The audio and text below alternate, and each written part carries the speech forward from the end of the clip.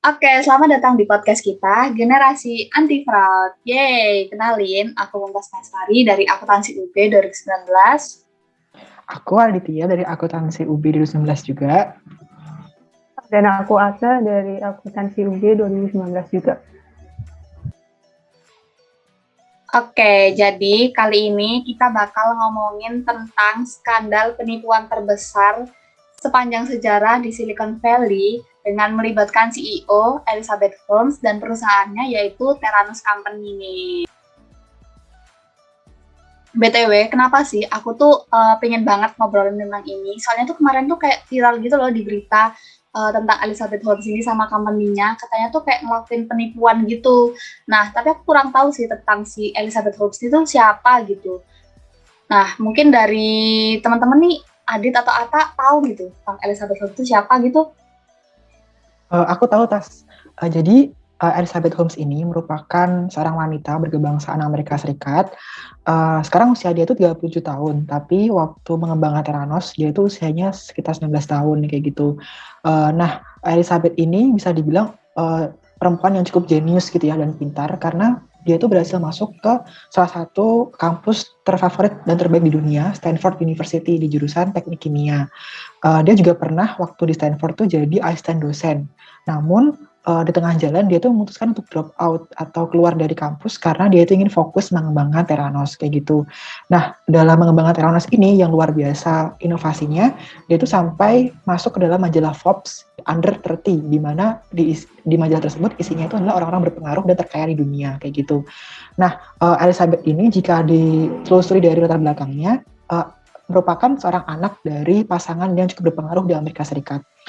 Ibunya itu merupakan staf dari Senat Amerika Serikat yang merupakan salah satu lembaga tertinggi di Amerika Serikat, dan ayahnya itu merupakan mantan wakil presiden dari Enron Company. Yang pasti kita tahu Enron itu adalah perusahaan minyak energi yang bangkrut ya karena kasus skandal laporan keuangan yang melibatkan firma akuntansinya juga bangkrut kayak gitu. Yang dulunya Big Four sekarang jadi Big Five, sekarang jadi Big Four aja kayak gitu. Itu sih. Tapi aku masih belum tahu nih, Theranos tuh apa sih, fokus inovasinya tuh sebenarnya apa kayak gitu. Mungkin dari teman-teman ada yang tahu apa sih kegiatan Theranos itu? Nah, kalau ini nih, aku tuh tahu tentang Theranos Company. Jadi Theranos Company itu tuh yaitu perusahaan yang didirikan sama Elizabeth Holmes yang emang tuh fokusnya ke pengujian sampel darah buat mendiagnosa penyakit gitu. Nah, penyakit-penyakitnya apa aja yang bisa diklaimnya tuh katanya tuh ada kanker, terus kolesterol, bahkan sampai penyakit psikologi itu tuh bisa gitu diteliti sama produknya si Theranos Company ini. Dan yang menariknya lagi, produknya ini tuh dijual dengan harga yang rendah gitu. Jadi yang mana sih yang nggak tertarik sama teknologi secanggih ini dengan harga yang serendah gitu. Dan bahkan sampai menarik orang-orang petinggi US gitu buat ngeinvestasiin gitu dananya buat si Theranos Company ini saking menariknya gitu loh. Dan aku beberapa tuh cuma tahu investor-investornya tuh diantaranya tuh ada Rupert Murdoch, ada The Walton Family, terus ada The DeVos Family, ada The Koch Family. Itu tuh sampai ngeinvestasiin dananya buat si Theranos Company-nya ini. Tapi aku masih kurang tahu sih tentang kronologinya gitu. Si Theranos Company ini tuh kok bisa gitu ya sampai terkena kasus gitu. Aku cuma tahu kalau misalnya Theranos Company itu tuh saat menjalankan penelitiannya itu bersembunyi-sembunyi gitu. Aku juga nggak tahu nih kenapa gitu harus sembunyi-sembunyi ya kan. Mungkin dari teman-teman ada yang tahu mungkin. Bener banget ya yang dibilang sama Mumtaz, kalau Theranos tuh sembunyi selama melakukan pekerjaannya atau melakukan research-nya gitu, sampai para investor juga nggak tahu gimana detail dan perkembangan dari teknologi tersebut.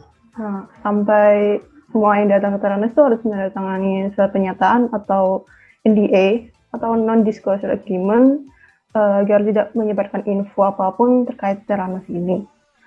Nah, kronologinya tuh dimulai ketika nggak semua orang itu percaya sama perkembangannya Theranos. Salah satunya itu Bill Maris, yaitu pengelola Google Ventures, yang memutuskan untuk nggak berinvestasi. Ini tuh karena timnya itu udah menjalankan pengecekan dan melakukan tes darah Dan di akhir ternyata prosesnya tuh nggak sesederhana apa yang diklaim sama Elizabeth Holmes ini. Terus kecurigaan lain itu datang dari jurnalis Wall Street Journal, di mana dia itu juga ingin menyelidiki untuk mengetahui apa yang sebenarnya sedang terjadi dalam Theranos ini. Nah, salah satu upayanya itu yaitu dengan bertanya ke karyawan Theranos. Dan mereka mengatakan bahwa hasil tes Theranos itu ternyata nggak akurat. Dan juga mereka mengatakan bahwa bagian besar lesnya itu sama sekali nggak dilakukan di laboratorium Theranos, dan hanya menggunakan mesin konvensional yang dibeli dari pemasok utama. Nah, setelah laporan terkait Theranos yang diterbitkan oleh Wall Street Journal, pihak regulator keuangan Amerika Serikat, yaitu Securities and Exchange Commission, itu membuka sebuah penyelidikan. Selain itu juga pusat layanan Medicare dan Medicaid yang mengawasi laboratorium pengujian darah itu mencabut lisensi Theranos. Dan dalam setahun perusahaan tersebut tuh mulai menutup sejumlah labnya dan juga 40% karyawannya itu diberhentikan. Nah, bahkan Forbes itu merevisi aset kekayaannya di Theranos Elizabeth Holmes menjadi 0. Wah, gila sih, si Elizabeth Holmes itu benar-benar berani banget sih, kayak gila banget gitu. Dulu itu terkenalnya karena inovasinya yang menarik perhatian sama orang, sekarang malah terkenalnya karena skandal penipuan terbesar. Wah, benar-benar kayak berbanding terbalik gitu ya, dulu sama sekarang gitu.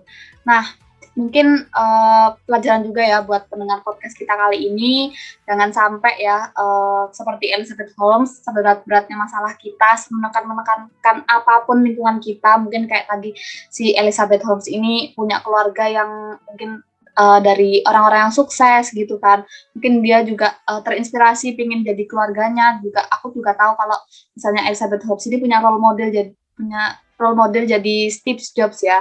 Mungkin beliau terobsesi gitu, jadi menghalalkan segala cara dan akhirnya melupakan tanggung jawabnya hingga akhirnya menipu orang kayak gitu kan.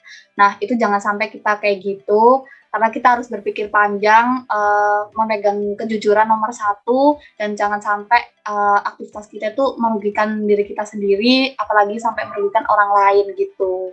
Nah, kalau menurut Adit gimana nih tanggapan kamu tentang Elizabeth Holmes ini? Iya, bener Tas. Dari skandal Elizabeth Holmes ini aku belajar ya, bahwa sebenarnya kita tuh sebagai generasi muda, generasi milenial, Gen Z, itu tuh boleh loh untuk berinovasi sekreatif mungkin dan setinggi mungkin. Tapi kita harus tetap tahu gitu kapasitas diri kita sendiri gitu ya. Apakah tadi didukung dengan modal yang cukup seperti pengetahuan, skill, dan lingkungan yang memadai gitu ya. Ketika semua itu bekerja sama dan saling melengkapi, kita bisa mengembangkan inovasi kita. Tapi kalau masih belum, kita harus menahan diri dulu. Jangan dipaksa sehingga kita harus melakukan fraud atau kecurangan ketika mengembangkan inovasi kita kayak gitu. Itu sih yang aku pelajari. Kalau dari Atta gimana? Setuju banget sama Mumtaz sama Adit. Kalau generasi muda itu harus punya integritas, di mana integritas ini adalah fondasi untuk kedepannya gitu. Selain tanggung jawab dan etika, selain itu juga kita jangan sampai terlalu terobsesi seperti Elizabeth Holmes yang terlalu ingin menjadi role modelnya yaitu Steve Jobs, hingga dia itu nggak punya personal brand sendiri atau nilai unik sendiri dan menjadi dirinya sendiri. Mungkin itu sih dari aku. Oke, terima kasih Atta dan Adit buat tanggapannya tentang kasus Elizabeth Holmes ini. Dan terima kasih juga aku ucapin buat pendengar podcast di luar sana. Semoga podcast kali ini bisa memotivasi kalian untuk menjadi orang yang lebih baik, untuk menjadi orang yang jujur, berintegritas, bertanggung jawab, dan bisa berpikir panjang gitu ya ke depannya tentang melakukan aktivitas-aktivitasnya gitu. Nah, aku, Mumtaz, Adit, dan Atta pamit undur diri. Terima kasih semuanya. Sampai jumpa di lain kesempatan. Bye-bye. Sampai jumpa teman-teman.